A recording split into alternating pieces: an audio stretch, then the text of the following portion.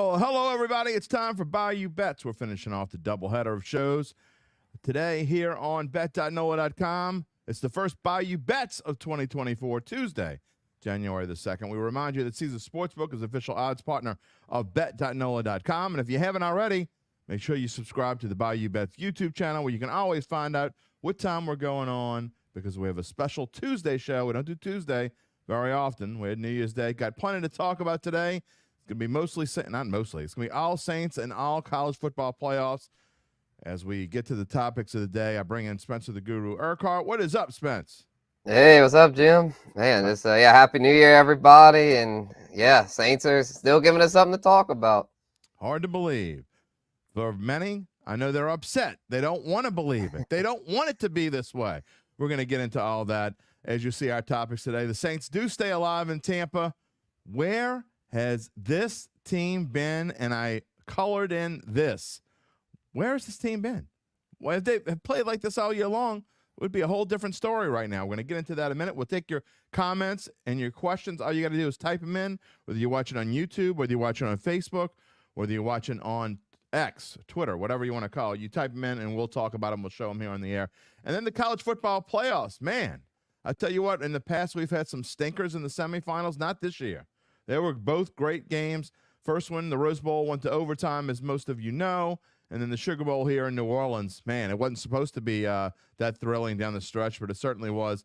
In the end, it is, and I forgot my apostrophe on it's. Don't yell at me out there. It's Michigan versus Washington. So that's where we are. Let's talk about the Saints first of all today, Spence. And you'll see at the bottom of the screen, before we get to the score, before we get to the game, you'll see on the bottom of the screen down there, I put an NFC South odds and playoff percentage. Now, these playoff percentages are a little bit different than the ones we've been talking about from the New York Times. The New York Times playoff simulator was saying that the Saints had a 31% chance to make the playoffs. Well, when I started playing around with the odds from Caesars, didn't really jive with what Caesars had. So I kind of looked around, and The Athletic, which is actually owned by the New York Times, they actually say the playoff percentage, which is more in line with kind of what Vegas is saying, is actually 23.7%. And I think that's actually more likely when you're going with the odds. And that's what we do here. We go with odds. And the odds for the Saints to win the NFC South at Caesar Sportsbook is plus 350. That tells you, Spence, they think the Saints have about a 1-in-4 shot, maybe a little bit better than a 1-in-4 shot to make it to the playoffs when you add in juice and factor in, so maybe 1 to 3.5, whatever. The point is, if you ran this three times, the Saints might win one of them, is where Vegas is looking at it. Yeah, I can agree with that. I see it about, probably 1 out of 4 because they not only need to win, they need Tampa to lose if they want to win the South. And there's also still the backdoor scenario where if Green Bay and Seattle lose, you can still get in as a wild card, but that one's highly unlikely. So these odds are more due to the fact that they've still got a decent shot to win the South. But I just don't see Tampa losing to Carolina. I say decent. It's still pretty long. I mean, it's still not likely. So it just begs the question, where has this team been? Because if this team would have been around earlier in the year, we wouldn't be in this position. Before we finish with the Saints, I'm going to tell you a better way to play the Saints. If you think the Saints are, if you're the diehard of diehards, okay? Because, look, they cleared hurdle number 1. They still got to clear hurdle number 2, which is a much larger hurdle. Winning on your own against anyone is easier than winning and hoping someone else loses to, if not the worst team in the NFL, certainly one of the 2 or 3 worst teams in the NFL. So that's where we are right now. But I'm going to tell you a better way to get at it. If you think the Saints are going to win the NFC South, you got to hold on, because I do want to talk about the team themselves before I tell you a better way to do it. I'm going to get to that in just a little bit. Spence, I agree with you wholeheartedly. Look, it's frustrating. If you're a Saints fan, I don't know which Saints fan it's more frustrating for. The Saints fan who is always the optimist and thinking, something's going to happen. This Saints team, we're always rooting for our team to win. No matter what happens, you're rooting for your team to win. Or is it more frustrating for the team that says, I want this team to lose. I want them to clean house. Well, they're not cleaning house. We know that they're not cleaning house now. Dennis Allen's not going anywhere. No matter, they can lose 65-0 on Sunday. Dennis Allen is not going anywhere. Now, he may have to make changes to his staff. He may have staff make their own changes. They may have people on the staff decide they're not going to stay on their own. But the point is that all those people that wanted the team to lose to get a better draft pick or to whatever, for whatever reason, it's not going to happen now. The best the Saints are going to draft is somewhere around 13, 14, 15, 16, somewhere in that range. And Dennis Allen's not going anywhere. So how are you feeling? How are you looking at this team? Yeah, I mean, I still think this team needs some changes. Even if they make the playoffs, they should make staff changes. And to me, it's the biggest thing is offensive coordinator. They've got to move on from Pete Carmichael. You've got to get a more innovative offense to give Derek Carr a fighting chance. I mean, Derek Carr is never going to be anything in this system. If Derek Carr, because you're married to Derek Carr as well next year, whether you like it or not, him and Dennis Allen are staying in pat. They're here to stay, at least for next year. So if you want to give them a chance next year, you got to get a better offensive coordinator, someone with more innovation in the play design, because it's still clear that this offense isn't where it needs to be. I mean, 23 points. I mean, it was all right, but they could have probably done more there. Tampa Bay had the worst pass defense in the NFL going into last week. So to me, they probably left some meat on the bone. And, Michael Thomas also needs to go. To me, those are the two biggest names that need to go. Pete Carmichael and Michael Thomas. Please, for the love of anything, please get them out of here, because send them to Sean Payton. Maybe Denver will give us a draft pick for him, because I just don't want. They need to get out of the city of New Orleans. Those two, go away, please. If you could only get rid of one, which one would you get rid of? Oh, man. Pete Carmichael, because Pete Carmichael has more control. Michael Thomas, he could be the ball boy for all I care. I agree with you. I think you're right, Michael. But, to me, part of the problem that this team has had is chemistry. And people could say whatever they want about Michael Thomas, but that's part of the reason why this team has stunk. When you got a guy that's tweeting on the sidelines, but you can hate Derek. You at home can hate Derek Carr all you want. You at home can go on Twitter or X, or whatever you want to call it, or Facebook or Instagram, whatever you want to do, and say whatever you want during a game. I mean, we do it. We're in the press box. That's what we're supposed to do. That's what we're paid to do. But you don't go on there and you talk about your teammates or your coach or anything else while during a game. Oh, he was right. And I go back to this over and over again. This is part of the internal combustion problem with this Saints football team. And it's frustrating because that would have never happened under Sean Payton.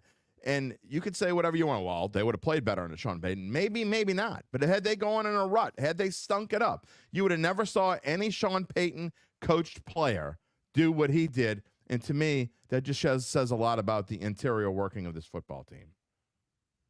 Yeah, he kind of exposed it in a way, because even though it was just through Twitter, it showed a lot. It kind of exposed 100%. a lot of stuff there that's just not underlying baggage. So yeah, they've got to get that taken care of. And I agree with Taylor's comment there. He's not the same player he once was and never will be. So I mean, you just got to move on. Just whatever the cap it is, just take it. They should have done it last offseason, but they kind of spread it out some. But I would think they'll be able to get out of the contract this time around. So we'll see how it goes. Yeah, that's not one of the ones where I think that's going to hurt them. Now, the Saints are in a whole lot of cap hell next year, and we say that every year, but this one's different. I don't think they could kick the can down the road this time. It's why I've been saying that next year is going to be really miserable. That's my prediction right now. And now I may feel differently in July. I doubt it, unless they do something over the course of the offseason that changes my mind. I just don't see this team. That's why I'm probably for Dennis Allen staying. The reason being is not so much that I think that Dennis Allen's the right person to this coach. I just don't think this team has any room to grow for next year. I think that they're better off just going through this and then cleaning house after the 2024 season, bringing in a whole fresh mindset, starting over. And this team probably should have started over before this year or before last year. Now that you look at it, that's probably what they should have done, but they didn't. And so now at this point, I think you're in a position to where next year's not going to make any difference. You might as well just eat it and be a Arizona Cardinals kind of team, because that's where they are. And maybe you'll do right by the 2025 draft. I don't know. But I just don't think the 2024 draft's going to help you enough. You're in cap hell. It just is what it is. But, I mean, from watching this game, before this game, when we were talking about a prediction, Spence, one of the things I was talking about was, the defense has been a disappointment too. And then they came out, and I thought that you can even include the 34-0 game in this. You can include the Giants game where they got after DeVito. I thought that they played this game against Baker Mayfield and Mike Evans and Godwin and Rachaad White, who I thought had been playing so much better the last few weeks. They just stifled this Tampa Bay. You can't look at the final stats because the final stats are completely misleading. Going into the fourth quarter, I think the Bucs had something like 130 total yards, and they finished with 300 something, so it's completely misleading. The Saints defense, I thought, either played their best game Sunday or one of their best, but it just goes to show. I thought they would come out and play carefree. They did that, and this defense kind of showed this is the defense we thought we would have all season long, and yet they still had a ton of players that weren't playing. Yeah, I was surprised at how well the defense did. If you had told me the Saints were only going to score 23 and win, I'd have been like, huh? I thought the defense was going to give up at least like 24 to 28 points. I thought it'd be somewhere in that range, like a 24-20 kind of game in favor of the Bucs. But I didn't bet on this either way because I was like, don't be shocked if the Saints get up for this game. I was telling that to people. I was like, yeah, the momentum saying bet the Bucs, but I'm not touching the Bucs with a stick because I know how this Saints team, what they can do, what they're capable of when they get up, and they proved that they're still a top 5 to 10 defense when they're motivated. The issue is, can they stay that like this consistently? And I have no faith in them because the defense, that's Dennis Allen's unit. You know, that's his deal. And sometimes he just seems like he can really get them up and draw up a great game plan, but he just doesn't seem to be able to do that on a weekly basis. So, yeah, he'll be around next year, but it's going to be probably more of the same, more of this roller coaster. And so, as a fan, I would just tell the fans, you know, to just kind of be prepared for it one more year and hope that they finally just see through it next year and make a change at head coach because he's not the answer. I'm with you on that, and I get it. But look, here's the thing, and I'll say the same thing. Even though I think next year is going to stink, even though I think it's going to be a 4-win, you can't go in with – if you're a fan, I mean, we can go in and be realists and say this is what we think is going to happen. We get paid to tell you this is what we think is going to happen. But if you're a fan, go into it positively. You know, Tampa Bay was supposed to stink this year. I mean, I thought Tampa Bay was going to be a 4 or 5 win kind of team. And here they are on the precipice of winning this division. They basically have about a 68, 70% chance to win this division, depending on how you look at it. If they win, they're in. Moneyline tells you they're a minus 250. We don't know how bad Baker Mayfield's ribs are hurt. If he's messed up, they got to play Kyle Trask. They could be in a world of hurt. So they win, they're in. They lose, they're out, basically. That's their scenario. But I tell you what, that being said, I thought Tampa Bay would stink. They didn't stink. They have a very good chance to win it here. So maybe the Saints will be in a similar boat. I will say this. I was looking at the Saints schedule next year. It is no picnic. It is no picnic for sure. It's a lot different. This once in a lifetime or once in a generation kind of schedule. Not going to have that next year. Let's talk about Week 18, Spence. We're going to go into more depth on this in the Bayou Bets show on Thursday. But Saints-Falcons. Falcons coming in a 3-point underdog. Obviously, Saints lost in Atlanta the last time they played. They really had no answer for Bijan Robinson. Arthur Smith, for some unknown reason, in that particular game, figured out he had the best rookie running back in the NFL and used him like he was supposed to. He's kind of going back to not using him as much again. I mean, I think Arthur Smith and the Falcons coaching staff and the Saints coaching staff have a lot in common, because they'll put together a really pretty decent game plan in one game, and the next game you wonder, what the hell are they thinking? Yeah, I feel like sometimes they just like completely misread things, and they're just not good at making adjustments. Because I feel like even when, like, let's say the 49ers kind of go in with a bad game plan, I feel like Kyle Shanahan's good at adjusting on the fly. A lot of these great coaches can do that, but let's be real, Dennis Allen and Arthur Smith are not great coaches. So if their game plan falls flat, then the whole game's probably going to fall flat, not just the start. And that's why the Saints starting good was so encouraging against the Bucs, because that told me, well, maybe they actually got the game plan right. Because this year, even when the Saints do play good, they seem like they always seem to start slow. So we'll see. It'll be the start Sunday is going to be very telling. If this Saints team comes out motivated and carries over that momentum, they should be able to win. But I'm not confident in them at all. I feel like they're going to go in too confident and be sloppy. They're going to be coming back home thinking, oh, yeah, Atlanta's been losing. Yeah, it's our rival. We're going to whoop up on them. But Right. I don't like the Saints in this spot. Maybe they'll prove me wrong, but I could definitely see them getting upset. I'll get my final pick on Thursday, but for now, I'm kind of leaning Atlanta because this Saints team has proven one thing to me this year. They're inconsistent. Barry, you're trying to turn things around on us.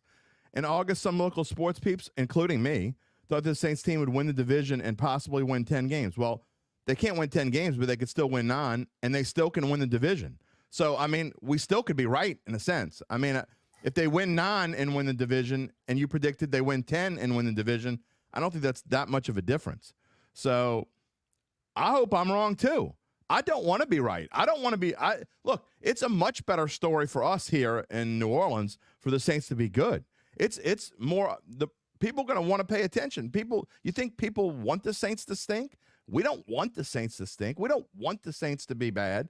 I'm just telling you the way that I see it. I hope I'm wrong. We'll find out if I'm wrong soon enough. But look, I just don't trust this administration or this coaching staff to be able to do something with nothing, because this year they had something. I thought the talent on this team was top 6, and I still think that. As far as talent-wise goes, they're top 6, top 8 in the league. That's my opinion. But this coaching staff can't lead them to be top 6, top 8 in the league. You got a guy like Marshawn Lattimore who's not rushing to come back. I don't know how hurt he really is, but this isn't the first time that he's done this. He's not rushing to come back to this team. But I'd be willing to bet if they make the playoffs, all of a sudden he's going to be fine and dandy. And he won't be the only one. There are other players on this team that all of a sudden, if they're doing well, you're going to see injuries go by the wayside. All of a sudden, my boo-boo doesn't hurt nearly as bad as it hurt before. Yeah, the one though that's he's done though, and it might be for his career. Really unfortunate, Ryan Ramczyk, man. That's hate to see that. That is such a shame, and that's something that honestly, after seeing that told me, well, yeah, that's gonna have to that's gonna force their hand into a rebuild. Because he's their anchor along the offensive line. If he retires, they're gonna have no choice but to blow it up.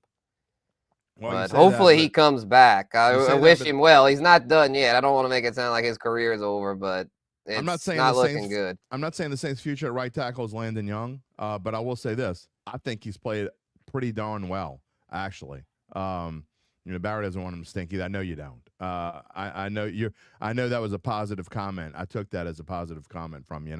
You know what? I know it's funny because the naysayers who are out there, the haters, the ones who wanted him to lose, there were a lot of the ones that wanted him to lose. They're like, it's just like I said. When it comes down to it and you're watching the game, you can't sit there and really hope your team loses. It's not normal. You could say it's all well and good and fine and dandy to say, I hope my team loses, so they'll fire Dennis Allen. But when you're actually sitting there watching the game for 3 hours, the human nature is going to take over. You can't root for them to lose. So those same people, most of them, not all of them, some of them are still hoping for them to lose because they're being stubborn. But there are still people out there that think that way. But I guarantee you 80, 90% of them are saying, man, you know what? I want to enjoy this game. I want to have a chance. The Saints have a chance to go to the playoffs. You never know. And the thing is, Spencer, and I know Gabe doesn't believe this, but if they do somehow win this South, the Eagles are awful right now. They're like an average team at best. They're limping to the finish line. They couldn't beat the Cardinals at home. You'd have to get – I'm not saying the Saints would be favored, nor should I say they should be favored. But if somehow they get in, they got a chance to win a game and move on. Yeah, I can't really argue with that. I would have a few weeks ago before the Eagles collapsed. But, yeah, I don't know what's going on over there. Their defense, I thought their defense would get corrected. And to me, what really just turned me off of them was Sirianni making Patricia the defensive play caller. This is the same Matt Patricia, y'all, that was a complete failure with the Lions. Right. And then gets brought back to New England, saved by his best friend Bill Belichick, is a disaster over there, and it ends up, I don't know why he was even hired by the Eagles. And then now I guess they were desperate. They lost their 2 coordinators and they were desperate. Yeah, and so they get him now, and then their defense is struggling. And I know he's got experience, quote unquote, but it's not been good experience. The only success he had was just under Belichick. He's never done a damn thing by himself. So I mean, he ran the Lions Well, into the ground, and Dan Campbell had to go in there and change. Dan Campbell had to clean house because what Patricia had was terrible. So yeah, the Eagles I think are very vulnerable. But yeah, I still wouldn't bet you on the know, Saints you know because what's it's funny? just oof. You know what's funny is Derek Carr has. no, I hear I'll you. save it. I'll save it. Go ahead. I'll hear you. And we got a ways to go before we even know if that's possible or not. But I'm just saying, they got a chance. They have a much better chance to beat the Eagles than to beat the. They had 0.0% chance to beat Dallas, and I mean no chance. There's no way they would handle that rush. There's nobody on that Saints offensive line that can handle Michael Parsons. I don't think the Saints could stop Dak. I don't. No one's going to stop CD Lamb. Go on and on and on. There's two teams in the NFC the Saints cannot beat, period. And that's Dallas and that's San Francisco. I think they could beat they showed that they can beat Detroit. They stunk it up. They gave Detroit a 21-point advantage and almost came back and won the game. So they can beat Detroit. I just don't think they can beat Dallas or they can beat San Francisco. Jeff's saying he's got the Saints at 9-8, no playoffs and a bad season. We thank you for listening. We know you have been with us all season long. We appreciate it. Yeah, Barry. thank you, Jeff. Barry's saying somebody's playing, wishing the Saints lose. Not that, and this is my point. They weren't around in the 70s and 80s like I was. I mean, look, you take anything. I mean, I remember there were quite a few times before the Saints ever made the playoffs. It came down to there was a game that came down in the last game of the year against the Rams. I think in '84. Bum Phillips, his last decent season here in New Orleans.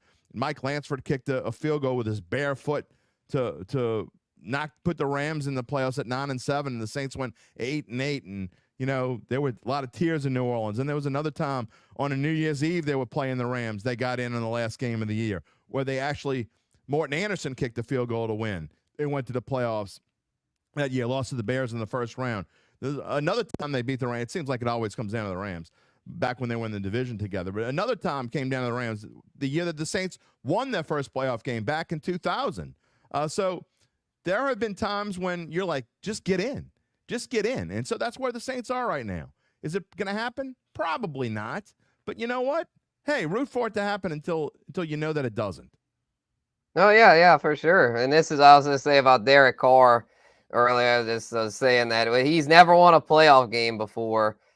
And so the way I kind of see it happen, if they would get in, would be, all right, the Saints probably – to get off to a good start because they're going to get up. If they make the playoffs, they'll get up for the playoff game. I don't see the Saints getting blown out in the playoff game. Like the way last year the Bucs got blown out by Dallas. But assuming it's not Dallas, the Saints should be able to at least hang with Philly. But I just don't have faith in Derek Carr in a big situation like that. I just feel like even if they have a lead or something, he's going to end up throwing a crucial pick. And Carmichael's play calling is going to get him in trouble to where there's no way I could pick the Saints to win a playoff game this year. If they prove me wrong, then I'll have to come on here and eat crow and say they proved me wrong. But I'm pretty confident in saying even if the Saints sneak in, they will not be advancing. I got to ask you, before we go on into the college football playoff, Baker Mayfield, one thing the Saints did well this week was they roughed up Baker Mayfield. And now he's got an issue with his ribs. And Gabe says, to be fair, Carr would have beat the Texans in 2017 if he was healthy. Instead, it was Connor Cook. So that's true. But that was the year I think he had broke his leg at the end. Yeah, that was bad luck. Exactly. Carr's career, that's one thing. I mean, y'all can hate on Carr all y'all want, but man, that guy, he's had a lot of just like bad luck circumstances. Well, my question to you is, if the Bucs have to go into their game with Kyle Trask, or if Baker's hurt more than anyone's telling us, how do you feel about the chances of the Saints this week? Does it change your opinion of the Bucs losing or winning? Oh, yeah, a lot. I don't trust Kyle Trask as far as I could throw him. So, yeah, I feel like Baker not playing really opens the door. If Baker doesn't play, I think that 23.7, I think that goes up to like 33.7. Yeah, no, I think that's a legit chance. And I think we're going to find out more. Now, obviously, the next time we go on the air is Thursday. So by Thursday, we'll know. I think we'll have a better idea whether he plays or not. He's probably going to practice, but is he going to practice in a limited fashion, or how is he going to practice? So anyway, I promised you that I would tell you a better way to go at these NFC South odds if you like the Saints, all right? If you want to bet, and I'm not telling you to go do this. I'm just telling you a better way to bet this if you want to bet the Saints to go to the playoffs. Well, their odds to win the NFC South are plus 350. There is absolutely no reason to bet that, and I'm going to tell you why. Because what has to happen for the Saints to win the NFC South? They have to win, and they need Carolina to win. And right now, if you did a money line parlay, Saints and Panthers, because if that happens, the Saints win the NFC South. If you bet that money line parlay, right now at Caesars, I just did it. It was a little different earlier. It's even better now. It's plus 384. So you get a better value on betting that money line parlay. Also, if you want to take a chance on the, and I didn't do this one just now, but I did it earlier, for the Saints to win, so let's just say the Bucs win and the Saints have to go in the back door. And you think the Saints might go in the back door and get the wild card. For the Saints to win, for Seattle to lose, and for the Packers to lose to the Bears, for those three things to happen, you were getting plus 785, I believe, earlier on the money line. So if you want to bet on those two things and put a little something different on that, maybe that's the way to attack it. I'm not telling you to do that, but if you think the Saints are going to sneak in the playoffs, I frankly don't. I'm kind of with Spencer and the fact my early analysis tells I do think the Saints are going to win. I don't think Tampa Bay is going to lose. I want to see how Baker's doing. I'll tell you more later, but I don't think Tampa Bay is going to lose. I think when it comes down to it, they're going to find a way to win in Carolina. But Carolina has nothing. They're already locked into the 1 seed. It's going to Chicago anyway. So they have no reason not to play their hardest, and I think they will. That'll be an interesting game, and I think weather could be a factor. Mr. Horace says he can never root for his team to lose. The draft is a crapshoot. 100% agree. And the next coach might be worse than the current one. I couldn't disagree. I just can't disagree with that at all. I agree with him on the draft. The coach thing, I don't see how it could be worse than DA. Oh, they could hire Arthur Smith. I mean, as long as it's not Urban Meyer, I'll just say that. As long as it can't be worse than that. We only have like 10, 12 minutes left in the show, and I guarantee you I could give you 12 minutes worth of names that are worse than Dennis Allen. I promise you. So let's no. Well, let's don't go there. And Mike Ditka. Yeah, well, Mike Dick is almost dead, so, and I'm not trying to be mean. David Culley. I mean, Lovie Smith. Yeah, Lovie Smith. They're two Texans coaches. You picked right out the bat. So that's just two right there that you picked. That could be worse. So it definitely could be worse. Marty says Hackett. Right, Nathaniel Hackett. What a disaster as a head coach he was. What a joke. That's Sean Payton put him on blast. And then speaking of Sean Payton, Aaron Rodgers today on Pat McAfee put Sean Payton on blast. I was like, damn, this is shots fired. Yeah, well, good luck with that. Y'all both stink. Neither one of you won the playoffs. Saints have a better chance to go to playoffs than either one of those teams, so who cares? All right, let's move on to college football playoffs. Again, we got about 8-10 minutes, somewhere like that, left in the show. If you want to make a comment, please do. We're going to talk about the college football playoffs from yesterday in the national championship game, our early thoughts. And I got to say, before we get to anything, as much as I hate Alabama, I think I hate Harbaugh more. I was actually rooting for Alabama. I think I can count the times on one hand in my life. It has nothing to do with betting, and I mean nothing. I can count the times on one hand that it didn't involve betting where I was rooting for Alabama. Yesterday was one of them, and I have no idea. Well, we're going to talk about the long snapper, not the long snapper, the center for the Crimson Tide. But, man, how did Michigan win that game? Oh, that was wild. You know, shout out to J.J. McCarthy. I doubted him a lot heading in. You still can. But, I mean, yeah, I'm not saying he's great, but he did enough for him, you know, and he did get that play where he got slammed out of bounds. They didn't even call it. I was like, here we go, Alabama refs. Here we go again. They're just going to give it to Saban. But, yeah, I mean, yeah, that center, what the hell? I mean, we talked about Thomas was saying his son could snap better than that. I believe him. That Alabama center just freaking killed him there. How can you have a center that bad at Alabama? That's the question. And if he keeps doing that, and we talked about it in pre-production about how he almost cost them the Auburn game, and then Milroe pulls a 4th and 31 out of his keister. But how do you not have someone else at Alabama? You're like, you know what, dude, it ain't working out. We're going to put someone else in there. How do you not have someone else? Yeah, it's strange because, like, I mean, I guess he must be a really good blocker then. Because really good. Yeah, like, damn, if he can't snap, I mean, that's like half the battle with being a center. So yeah, it's crazy though, and I mean, our thinking was right. We were all on Bama. I mean, Jim Harbaugh with all that talent at Michigan. I'm not gonna go give Jim Harbaugh much credit here. I mean, Harbaugh's defense wasn't very dominant like we thought it would be. So I'm and Milroe missed a bunch of plays. I mean, he really did. I mean, he missed a bunch of open receivers. He looked like he panicked. And which is kind of unusual for him. I thought one of the pros about Milroe was that he seemed cool and calm, but yet there were a couple times I thought he rushed throws. He kind of rushed aside in the run. He kind of ducked under some things. He slid too fast a couple times when I thought he could have got first downs, and he was like sliding 2-3 yards before he got to the yellow line. I just thought it was weird. Yeah, no, it was just, I mean, Michigan's defense is pretty imposing. You know, I mean, they made some plays, but yeah, so it's kind of off though. And I feel like with Harbaugh, like, he's going to have some trouble with Penix. At first, I was saying go hammer Michigan -4.5, but we kind of broke it down in pre-production, and Washington's that passing attack. Michigan might have some issues with that. So I'm going to wait a little bit before I bet on it and make my prediction, because yeah, that's going to be, it should be a very interesting national championship game, unlike last year. Marty, you and I are on the same page. The only thing you didn't like about the playoff games, whether they were so competitive, it proved the college football playoff was correct to leave Florida State out, and they absolutely, and Gabe can shake his head in the green room, and you can say whatever you want, and y'all can all say whatever you want. I don't care what any of y'all say. It's my opinion, y'all's opinion, whatever. It shouldn't even be an opinion. Florida State, absolutely 100%. I don't give a rat's behind about 63-3 because that wasn't the Florida State team. That was like, I don't know, Boise State or second string from Boise State playing out there against Georgia. They had all the options. It proves nothing. I had so many dummies on Facebook say, see, that's why they left them out. No, that didn't matter at all. I mean, because Florida State got wiped out by Georgia means absolutely nothing. And I mean, if anything, it means maybe Georgia should have been in ahead of one of these other teams, you know? So anyway, don't get me started. I'm with you, Marty.